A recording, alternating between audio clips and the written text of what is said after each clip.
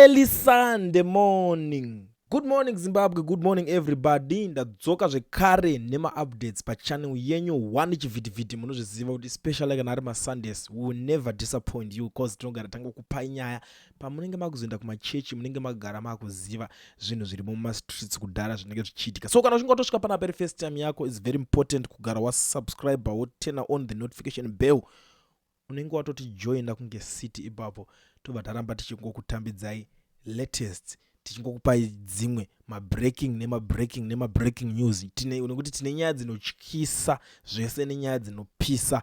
Now nhasi ndiri kusangana nenyaya iri kubva nekuna Neva Maswera Sei. Comrade Neva Maswera Sei ane zvinhu zvaari kutaura zvandiri kuona kuti nyaya iyi kai inoda kuti iongororwe, otherwise ikasaongororwa kana kuti ikasataurwa nezvayo hatizive kuti chii chinogona kuitika. Zvinonzi vamwe vakaudzwa hondo nemurwere wepfungwa vakamushora kuti uyo anorwara, but iyi yakadai sose iyi tinongopfuurawo nepo. Dzimwe nyaya dzinenge dzichinga dzangodiscusswa tinongopfuurawo nepo tobva tadiscussa tese tionesana. Now nyaya iripo pari kunzi latest from SA this morning. Emerson Mnangagwa Zvigananda criminal cabal have started attempt to initiate conduct with South Africa judges that will be involved in Job Scala's case. A bribery amount of between 5 million and 10 million has been prepared for them. This is the news, this is the rumor. Ndonya mabudiriro eri kuita. Handisi kuziva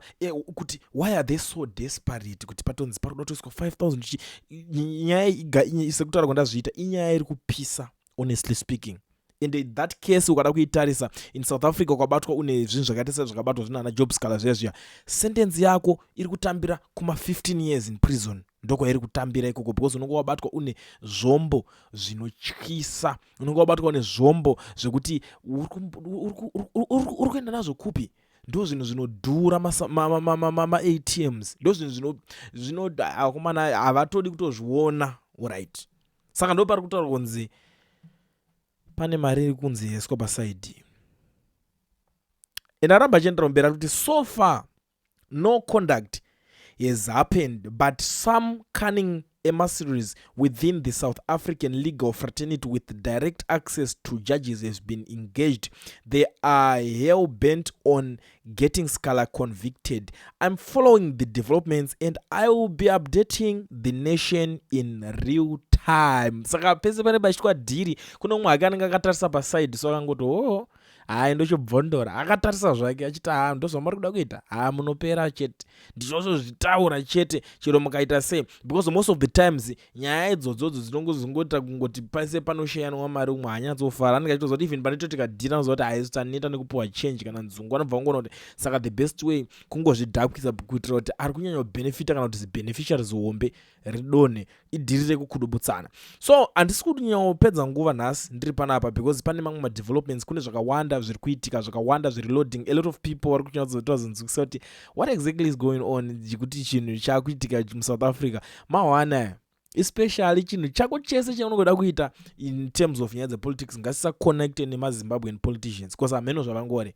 Nyaya iri panapa, Ramaphosa is now the chairman of SADC. In case you didn't know, ndo zvaapo paground. Nyaya yechigaro cheSADC chine pamuromo ndo chekumborovesa nekusungisa vanhu zvegore riya pazvaida kuya kuZimbabwe, and ndo the same chigaro chakaita kuti nanhasi vanhu vari mutone mamwe maroads akatogadzirwa because of that chigaro ichocho. Kunotori nemwe miti yakadyarwa zvokuti yakazotanga kuzooma zvayo yakuzotadza kudiridzwa, vanzi vacho vaenda because of that same chigaro ichocho. Kunotori nemamwe ainzi ma-presidential villas aitovakwa ekuti nanhasi asati asitomboshandiswa and asati apera. Itori project yakagumira parodhi paitonzi patotorwa vanhu vanga vabva kunze kwenyika kuti vasvike vachivaka that project iyoyo.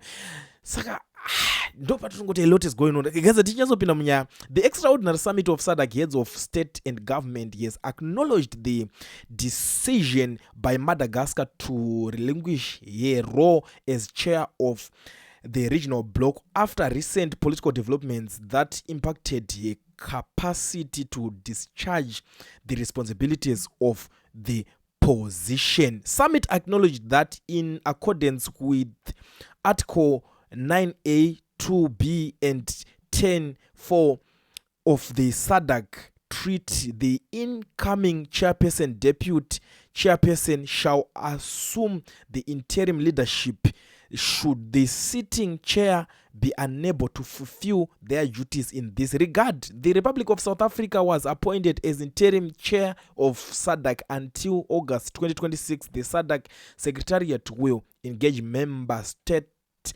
in line with the principle of rotation to identify a new incoming chairperson, deputy chairperson by 30 November 2025. So ndopaane nyaya, so chigaro ichi sekutara kwandambozviita chakasungisa vakawanda, but chazoita kuti Madagascar chitoro chigaro is because iwewe haukwanise kuzotungamira. Zvakafanana ukaona zvandakaona mamwe machechi akuzviita kuti kana uchitadza usiri kuwirira nemukadzi wako, you can't be the leader, you can't lead the church. Kana uchitadza kuita kuti imba yako ive in order, haukambonozoda leader ndigirigini. That's the same situation inoroveka ipapa. Hapana pongati woda kuleader SADC kautungamira iwe uri kutomhanyiswawo usiri kutogara ipapapa uchitonzi kudheni kwako anenge ari mahwani kunenge kune mwana kuti anenge achitokurova apa uri baba, you know, it doesn't make sense honestly. Saka ndo pakangotorwa munhu chigaro ichi chikanzi tipana Ramaphosa vanenge vane zvinhu zvakarongeka. But Ramaphosa, there is this thing chaasinga understand pazviri pakuti Ramaphosa anything can happen. Unoziva kuti kuZimbabwe manje vakatokwinya kuti chitonzi chatopo chigaro ichocho kwakasungwa maactivist, kwakaitwa zvakawanda. weMadagascar angoda chingopinda anga akatotimirwa akateiwa ipapo because iye munhu wekuti akapindwa nekuka, saka zvinhu zvake zvanga zvisiri kunyatsoitawo mushe munyika imomo. Vachingomutimira achipinda zvikanzi right yenaro ngatimubatire ipapapa tipedze nayo.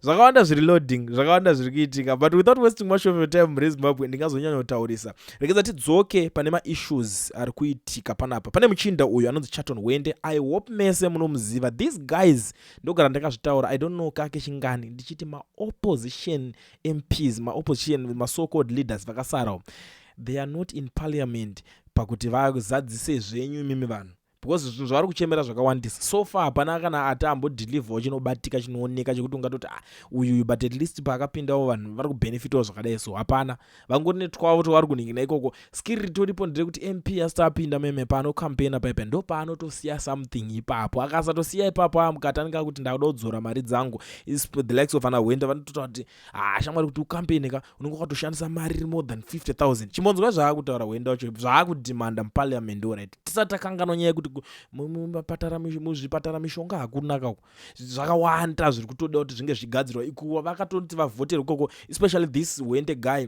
If you go kunonzi kuwadzana kwacho uchaona maportals ari ikoko munakanazira nawo, but chinzwe zvaari kutaura kuparliament zvaari kuda zvinoita kuti iye abatsirikana chilife yake chinji. Munzwei uyu. Takapiwa housing loan 40,000 mu9th parliament.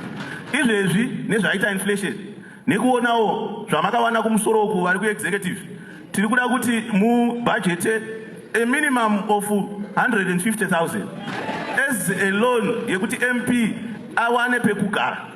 Handidika.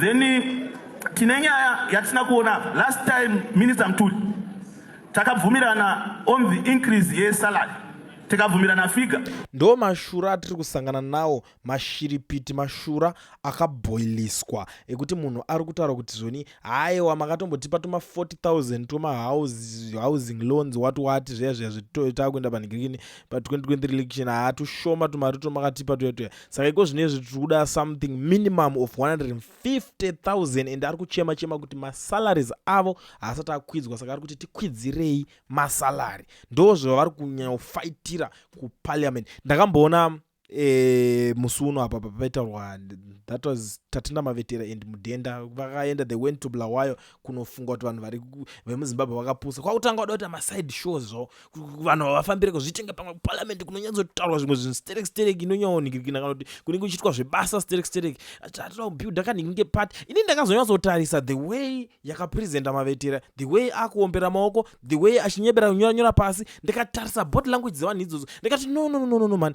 this one is a skit. Hakuna amugadzire maskiti pamberi pevanhu because muri kutoti already makatoita emeeting muchitaurirana uchitomuudza kuti vice president wenhingirina akati achakupa chakati pakutomboti makaita mameeting hapana pamunganyadzisana pamberi pevanhu you are from ZANU-PF mese mobva mauya pamberi pevanhu motanga kunyebera uda kupikisana.